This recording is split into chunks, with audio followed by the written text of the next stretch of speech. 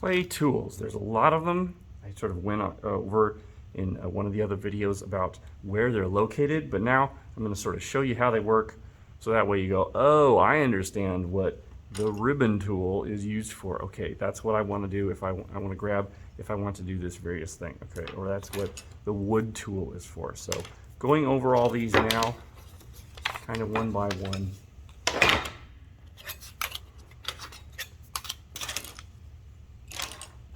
Okay, we're going to start with clay board. So again, I showed in my other video, we talked about it lots of times, there's little chunks of clay. So I will take my rib, if you remember my rib, and if there's chunks of clay on the rib, you can use your fingernails, scrape it off, or you can take it on the clay board, and you can do this, which cleans it off pretty easily without getting it wet. Okay, you wash it off, but then you have to get it dry really well. Okay, so feel around. If you've got some chunks, we can just kind of scrape them off so we have a smooth surface-ish. Okay, kind of dust it off there. We don't want to get clay dust into the air. That's the only good thing about the masks, is that it's going to help us not breathe this stuff in. So that's one good thing about the masks. Okay, so kind of get it mostly smooth so there's not big chunks. And so we're going to be using this. You use this anytime you want to roll out a slab. And again, the slab is that kind of wide, long piece of clay that's a certain depth. So I've got my clay.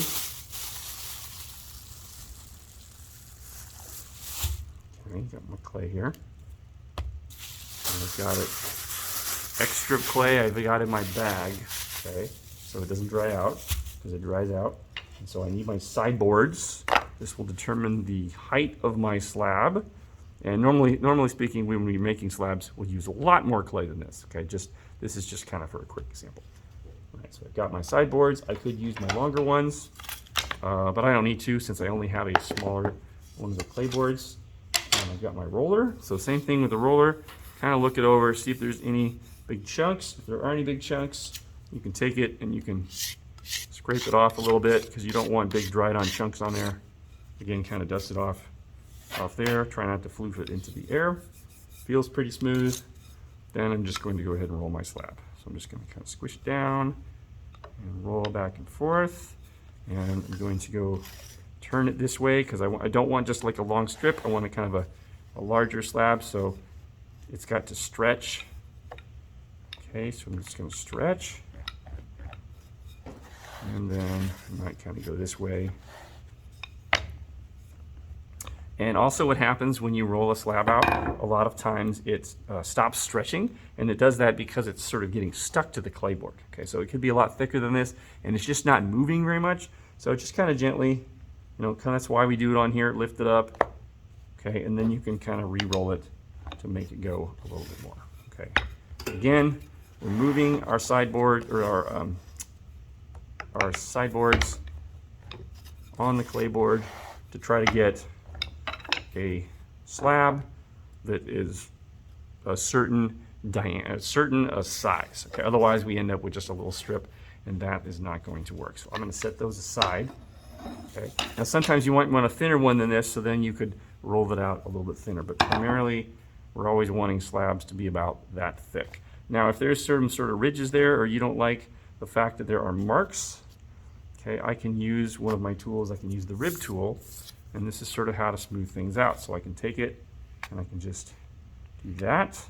And there'll be little bits of clay on here, so I can just slough it off like that. I can erase any lines so that my slab is all nice and smooth for when I construct a wall of whatever I'm trying to construct.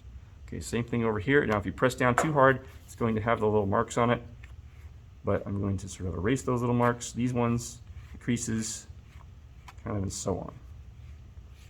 All right, and if you want a slab that's really smooth on both sides, that worked out pretty well. I didn't push very hard, so it didn't imprint this. We could also use a piece of paper. That way, if you press a little bit harder, it's not going to leave marks. But even the marks on here, you're not really going to notice terribly much once you've put the underglaze and the glaze on there. So that's what the rib is for, to smooth out various things. I can sort of show you another way. Like another way, the rib works as if I have a coil. Taking a coil, and if I need to cut, then I'm going to not use my rib tool. I'm going to use my knife tool. So the same thing, there's always clay that gets stuck on there. If you don't like it, the rib tool is a really good one to clean it off. Just like that. Sometimes the tips get a little bent, but that's not that big of a deal. Okay. And so I'm just going to cut. So I have a nice cuts from the knife tool there. And maybe I wanted to join these two pieces